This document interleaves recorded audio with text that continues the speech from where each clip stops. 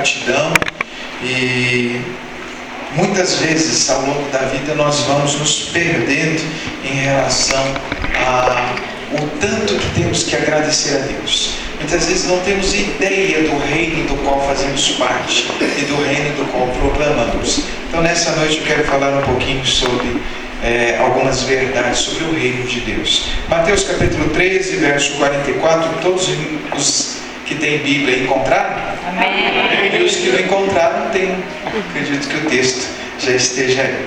O texto diz assim, queridos: o reino dos céus é como um tesouro escondido num campo. Certo homem, tendo encontrado, escondeu de novo. Então, cheio de alegria, foi e vendeu tudo o que tinha e comprou aquele campo. Verso 45. O reino dos céus também é como um negociante que procura pérolas preciosas. Verso 46. Encontrando uma pérola de grande valor, foi e vendeu tudo o que tinha e a comprou. Vamos orar, queridos, mais uma vez? Pai de amor, muito obrigado, Senhor, por esse privilégio de estar aqui nessa igreja, de estar aqui nesse momento de festa, compartilhando com os meus irmãos acerca da Tua palavra. Muito obrigado pelo que já ouvimos e abrimos nossa mente e coração para aquilo que o Senhor ainda tem reservado para nós nessa noite. Te pedimos a iluminação e a direção do Teu Espírito para que nos use como instrumento em Tuas mãos. Assim te pedimos para a glória do Teu nome, em nome de Jesus. Amém. Queridos, uma das coisas mais impressionantes acerca de Jesus, inclusive os grandes oradores do nosso tempo costumam tentar achar qual é o segredo de alguém como Jesus, que de uma maneira simples e com uma linguagem bastante acessível ao seu povo consegue transmitir verdades tão profundas acerca de coisas espirituais. E essa capacidade de Jesus de falar acerca de assuntos profundos de uma maneira simples é algo bastante importante. Imagine vocês que Jesus conviveu não no meio de uma elite religiosa, mas no meio de uma aldeia cheia de gente simples, de pescadores, de gente do campo, e ele fez questão de traduzir a sua mensagem de uma maneira tranquila para que as pessoas pudessem acompanhar. Até porque uma das coisas mais fáceis de se acompanhar ou de se guardar a mensagem é através de histórias, é através de algumas histórias que falam ou que ilustram fatos do dia a dia no qual você se sente inserido. E Jesus veio, queridos, pregar o reino de Deus, mas ele não veio pregar o reino de Deus de maneira explícita. Ele prega por meio de parábolas. E ao contrário do que a gente imagina, as parábolas elas não foram ditas, elas não foram um recurso que Jesus usou para tornar o seu ensino mais claro.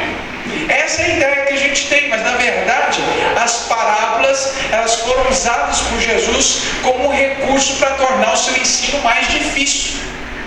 Parece estranho isso, mas é a verdade. Por quê? Porque as parábolas é o tipo de coisa que intriga as pessoas, é o tipo de coisa que chama a atenção das pessoas, mas só um grupo de gente consegue extrair da parábola aquilo que ela significa. Gente que tem interesse. Certa vez os discípulos chegaram para Jesus e disseram: mestre, por que o senhor fala por parábolas? E ele não disse assim, é para tornar o meu ensino claro.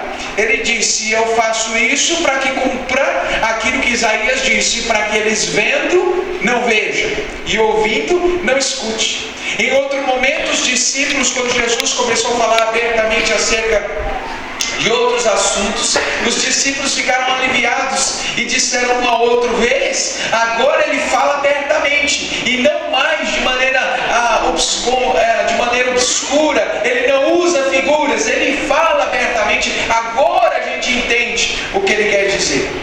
Mas se parece estranho o fato de Jesus usar as parábolas para tornar o seu ensino mais difícil de ser percebido, na verdade este recurso é para que funcionasse como uma espécie de filtro, para que aqueles que de fato tivessem interesse em conhecer o reino de Deus, em saber as coisas mais profundas do reino de Deus, pudessem se aproximar do mestre e humildemente dizer a ele: mestre, o que é que o senhor quer ensinar com essas parábolas? Foi por isso que quando os próprios discípulos chegaram diante dele, disseram: mestre, o que é que o senhor quer dizer com as parábolas? Ele disse: a vocês é dado conhecer o reino de Deus, mas aos outros eu falo por parábolas. Porque ele usa essa expressão, porque eles tinham uma panelinha, porque ele não gostava que o seu evangelho alcançasse os outros? Não, ele está se referindo ao fato de que quem tem as verdadeiras e profundas revelações de Deus são aqueles que de fato têm humildade de chegar diante do Mestre e pedir para ele que ministre acerca do que ensina. Isso é interessante, queridos, porque nessa noite é exatamente isso que a gente vai fazer. O que é que ele quer nos ensinar acerca do reino? E as parábolas, queridos, elas têm o poder de trazer no seu bojo, no seu contexto, lições assim tremendas e profundas. O capítulo 13, que é o capítulo que nós lemos, ele é conhecido dos críticos e dos teólogos como sendo o capítulo das parábolas do reino. Jesus aqui nesse capítulo fala 7 parábolas e o assunto é o mesmo, é o reino de Deus. Mas cada parábola trata de um aspecto específico do reino. E hoje eu quero, queridos, a partir dessas 2 parábolas, porque são 2 parábolas curtinhas, em 3 versículos, eu quero então, a partir destes versículos, ilustrar pelo menos 4 lições acerca do reino, que são extraordinárias e que vão realmente nos fazer exultar por pertencer ao reino de Deus, por ser proclamador do reino de Deus. Ser um privilégio fazer parte do reino de Deus e ser o implantador ou ser sinalizador do reino de Deus entre os homens é maravilhoso. Mas o que é então que Jesus nos ensina acerca do reino dentro destes versículos? O que é que ele nos mostra? O que é que ele quer nos revelar? Pelo menos, queridos, a primeira lição, que assim me parece bastante clara, é que ele quer nos ensinar que o reino de Deus é suficiente. Vamos repetir comigo para a gente guardar as 4 lições? O reino de Deus é suficiente. Interessante, queridos, porque ele fala que tanto o homem, estou preso aqui, tanto o homem que encontrou um tesouro no campo, como aquele que procura pérolas, estes 2 homens, o que eles fizeram assim que encontraram o tesouro, assim que encontraram a pérola? Qual foi a atitude que eles tiveram?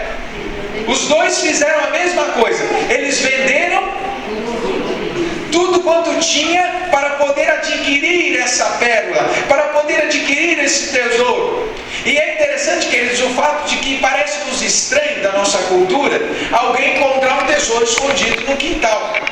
Mas na época que a parábola foi escrita, isso era comum, porque eles não tinham bancos, e os romanos, na maioria das vezes, confiscavam tudo que as pessoas tinham. Eles cobravam impostos sobre a renda. Qualquer coincidência com hoje é mero detalhe, tá?